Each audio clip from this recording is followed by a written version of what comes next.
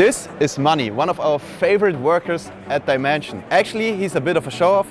He's wearing a lot of cool consumer applications here. For example, safety first, a really cool bike helmet. This is customized with a 3D printed honeycombed structure inside.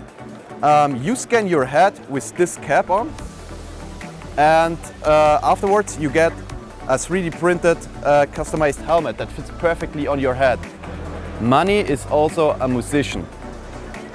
He's got a really cool instrument. This is a travel sax, 3D printed. The body is printed in one part, and there are several 3D printed parts, and this actually works. This works via Bluetooth. For example, you could play the sax in a bus while traveling somewhere, and you get the sound to your headphones. As you can see, Manni is ready to welcome you to our booth. Feel free to join us and have a good time or a coffee here at our booth.